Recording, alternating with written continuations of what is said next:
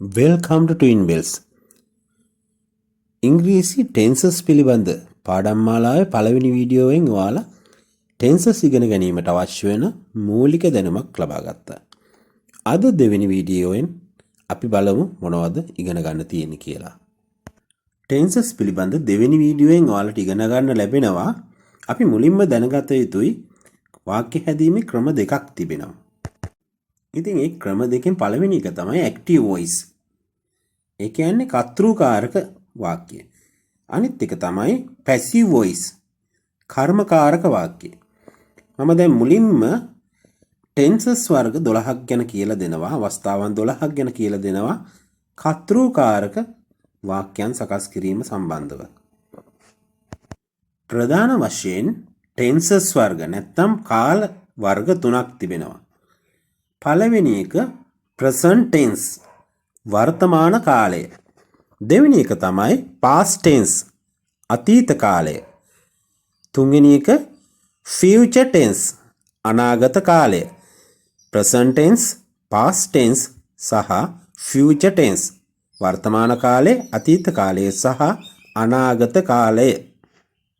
මම දැන් කියලා දුන්න ප්‍රධාන කාලයන් තුනට අදාළව තවත් එක් කාලයන්ට අවස්ථා 4 බැගින් කාලයන් තුනට අවස්ථා 12ක් ගැන කතා කිරීම තමයි ටෙන්සස් 12ක් ගැන කතා කිරීම කියලා කියන්නේ.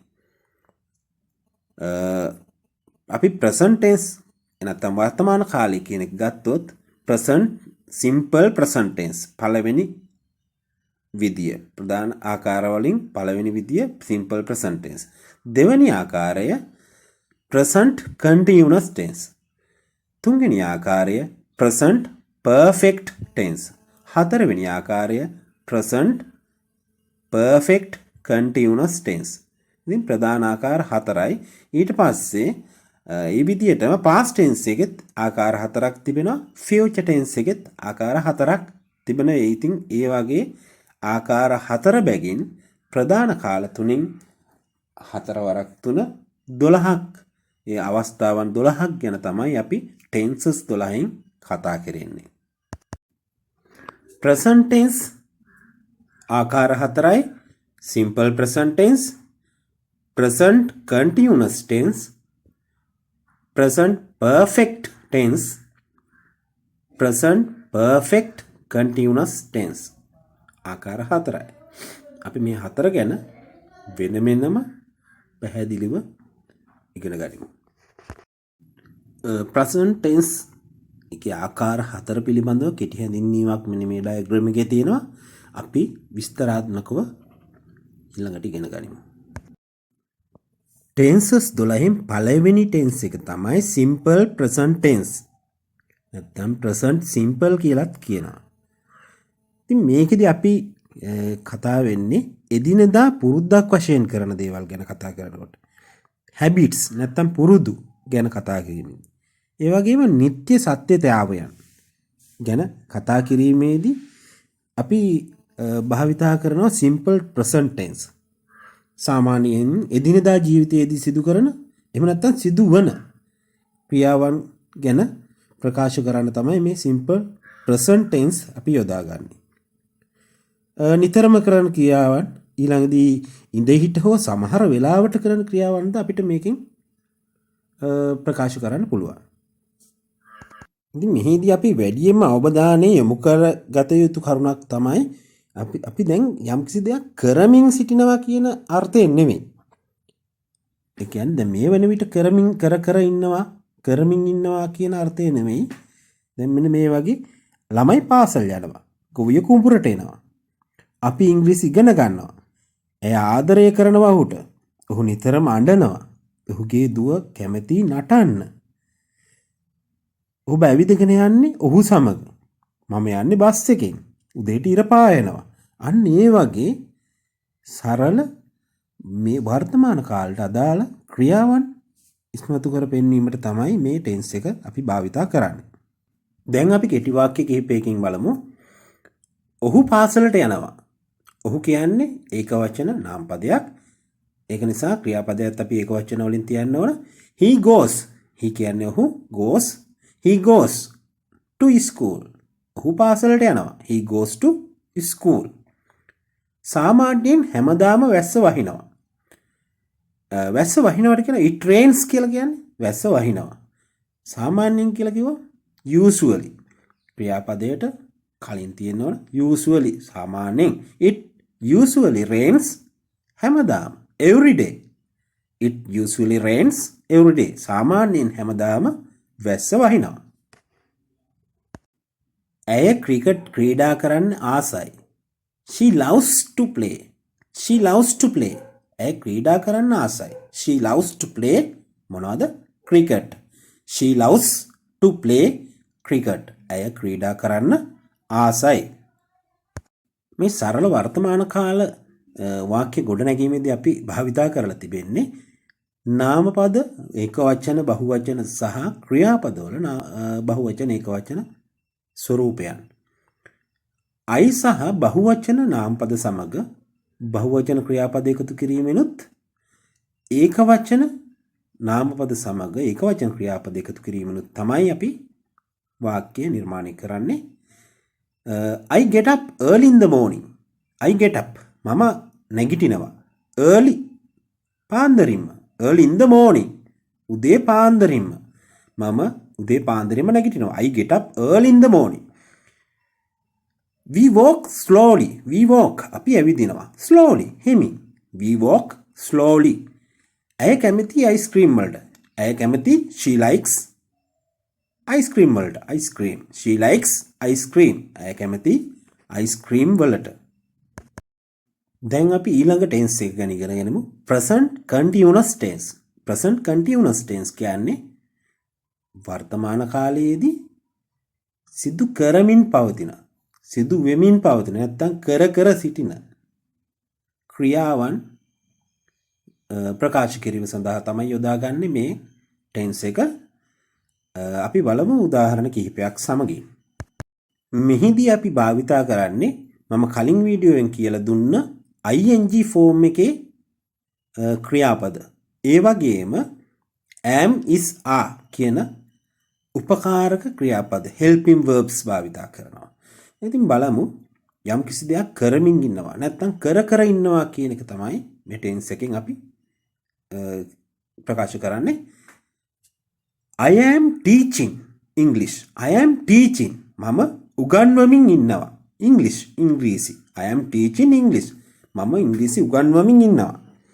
You are learning English. You are learning English. ඔබ ඉගෙන ගනිමින් ඉන්නවා ඉංග්‍රීසි. You are learning English. ඔබ ඉගෙන ගනිමින් ඉන්නවා ඉංග්‍රීසි.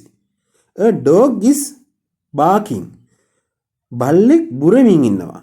නිතරම යම් කිසි දෙයක් කරමින් ඉන්නවා කියන එක තමයි මෙහිදී අපි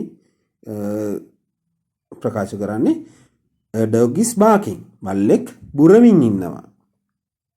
මම කලින් කියලා දුන්නා am is are යොදා ගන්න ආකාරය. ඒ ආකාරයට am is are සමග ing ෆෝම් එක සහිත ක්‍රියාපද භාවිතා කරමින් තමයි මේ සරල වාක්‍ය ගොඩනගන්නේ. අපි තවත් කෙටි වාක්‍ය රටාවන් කිහිපයක් බලමු. The bird is flying. The bird is flying. කුරුල්ලා පියාඹමින් ඉන්නවා. The bird is flying. He is waiting for me. He is waiting for me. යම් කිසි කෙනෙක් කවුරු හරි එනකම් බලාගෙන ඉන්නවා නම් එහෙම කියනවා he is waiting. ඔහු බලාගෙන ඉන්නවා for me. මං එනකම්. He is waiting for me. ඔහු මං එනකම් බලාගෙන ඉන්නවා. The man is working. The man is working. මිනිසා වැඩ කරමින් ඉන්නවා. නැත්නම් මිනිසා වැඩ කර ඉන්නවා. අතීතයේදී සිදු කළ හෝ සිදු වූ ක්‍රියාවක් පිළිබඳව විස්තර කරන්න තමයි අපි present perfect tense එක භාවිතා කරන්නේ. ඉතින් උදාහරණ කිහිපයකින් අපි පැහැදිලි කරගනිමු. ඇය ප්‍රංශ භාෂාව කතා කරලා තිබෙනවා. ඒ කියන්නේ ඇය කලින් ප්‍රංශ භාෂාව කතා කරලා තිබෙනවා. She has spoken French. She has spoken French. ඒ කියන්නේ කලින් සිදු වුණු ක්‍රියාවක් ගැන තමයි මේ විස්තර වෙන්නේ. අපි බලලා තිබෙනවා චිත්‍රපටියක්. We have watched a movie. We have watched a movie. අපි බලලා තිබෙනවා චිත්‍රපටියක්. ඔහු සොරකම් කරලා තිබෙනවා ටයරයක්. He has stolen a tire. He has stolen a tire. මේ ටෙන්ස් එකේ වාක්‍ය සකස් කිරීමේ විශේෂත්වය තමයි අපි භාවිතා කරනවා has have ඒ වගේම ක්‍රියාපදයක past participle form එකේ අපි භාවිතා කරනවා. කලින් මම කියලා දීලා ඇති ක්‍රියාපදයක past participle form එක සහ has have තමයි භාවිතා කරගෙන අපි වාක්‍ය ගොඩනගා ගන්න. අපි තවත් වාක්‍ය කිහිපයක් බලමු. ඔවුන් මිදි කාලා තියෙනවා. They have eaten grapes. They have eaten grapes. ඇය අලුත් නිවසක් මිලදීගෙන තිබෙනවා. ඇය මිලදීගෙන තිබෙනවා. She has bought අලුත් නිවසක්. A new house. She has bought a new house. අපි පීනලා තිබෙනවා ගංගාවේ. අපි පීනලා තිබෙනවා we have swum ගංගාවේ in the river. We have swum in the river. I, we, you, they සහ බහුවචන නාම පද සමග have යොදා ගනිමින් ඒ වගේම he, she, it සහ ඒකවචන නාම පද සමගින් has යොදා ගනිමින් ක්‍රියාපදයේ past participle ස්වරූපය භාවිතා කරමින් තමයි අපි වාක්‍ය ගොඩනගන්නේ. ඊළඟ ටෙන්ස් එක present perfect continuous tense. මේකේ නමින්ම තේරෙනවා present perfect tense එකේ සහ present continuous tense එකේ සම්මිශ්‍රණයක් නැත්නම් මිශ්‍ර වීමකින් තමයි මේ tense එක ගොඩනැගිලා තිබෙන්නේ. අපි බලමු උදාහරණ කිහිපයකින් කොහොමද මේ tense එක හැදිලා තිබෙන්නේ කියලා. යම් සිදුවීමක් හෝ ක්‍රියාවක් කරමින් ඉඳලා තියෙනවා කියන අර්ථය ගෙන එන්න තමයි මේක අපි වාක්‍ය නිර්මාණය කරන්නේ. present perfect continuous tense එකෙන් අපි වාක්‍ය ගොඩනැගීමේදී have been සහ has been භාවිතා කරනවා. have been I, we, you, they සහ බහුවචන නාමපද සමගත් has been he, she, it සහ ඒකවචන නාමපද සමගත් භාවිතා කරනවා. ඒ වගේම මේ have been has been සමග අපි ක්‍රියාපදවල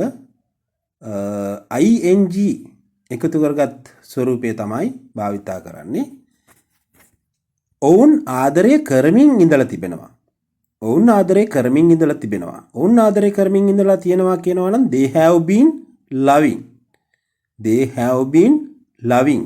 ඔවුන් ආදරය කරමින් ඉඳලා තියෙනවා. ඔහු සොරකම් කරමින් ඉඳලා තියෙනවා. ඔහු සොරකම් කරමින් ඉඳලා තියෙනවා. He has been stealing. ඔබ සෝදමින් ඉඳලා තියෙනවා ගවුමක්. You have been washing a frock. You have been washing a frock. ing ස්වරූපයේ සහිත ක්‍රියාපද තමයි භාවිතා කරන්නේ. ඊළඟදී has been සහ have been භාවිතා කරනවා. අපි තවත් උදාහරණයක් බලමු. අපි අලුත් අවුරුද්ද සමරමින් ඉඳලා තිබෙනවා.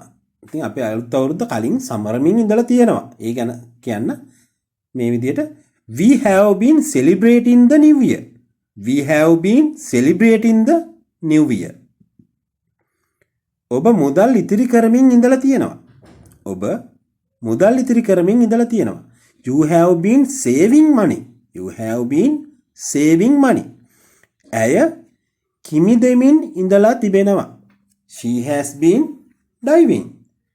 She has been diving. ඉතින් මේ වගේ වාක්‍ය රටාවන් තමයි මේ ටෙන්ස් එකේදී අපි භාවිතා කරන්නේ. ඉතින් මම කල්පනා කරා අපි ඉගෙන ගත්ත මේ ටෙන්සස් 4 ගැන සමරියක් නැත්නම් සාරාංශයක් ඉදිරිපත් කරන්න. ඉතින් මතක් කරගන්න පළවෙනි ටෙන්ස් එක simple present tense. උදාහරණ වාක්‍යයක් දීලා තියෙනවා you write a poem. You write a poem. ඔබ කවියක් ලියනවා. ඊළඟ ටෙන්ස් එක present continuous tense. You are writing a poem. ඔබ කවියක් ලියමින් ඉන්නවා. ඊළඟ tense එක present perfect tense. ඒකෙදි you have written a poem. You have written a poem. ඔබ කවියක් ලියලා තියෙනවා. ඊළඟ tense එක තමයි present perfect continuous tense. You have been writing a poem. You have been writing a poem. ඔබ කවියක් ලියමින් ඉඳලා තියෙනවා. ඉතින් මෙන්න මේ ආකාරයට තමයි පළවෙනි tenses හතර අපි ඉගෙන ගන්නේ. අවබෝධ කරගන්න උදාහරණ වාක්‍ය තවත් ලියමින් ඔයාලා ප්‍රැක්ටිස් කරලා ඉගෙන ගන්න මේ tenses හතර කොහොමද සමන්විත වෙන්නේ කියලා. මං හිතනවා මුල්ම tenses හතර ගැන හොඳ අවබෝධයක් ඔයගොල්ලන්ට ලැබෙන්නේ නැති කියලා. හරි. දැන් මම මේ කියලා දුන්නු tenses ගැන මේ වීඩියෝ ගැන ඔයාලගේ අදහස් comment section එකේ ඔයාලට ඉදිරිපත් කරන්න පුළුවන්. ඉතින් නිතරම ඔයාලගේ යෝජනා චෝදනා තියෙනවා නම් ඕනම දෙයකට මම කරු කරනවා. ඊළඟ වීඩියෝ මීටත් වඩා සාර්ථකව ඔයාලට ගැළපෙන විදියට ඉදිරිපත් කරන්න ඔයාලගේ යෝජනා අදහස් බොහොම වැදගත් වෙනවා. අපි ඊළඟ කෙටි වීඩියෝවෙන් මුණ ගැහෙමු. Have a nice day.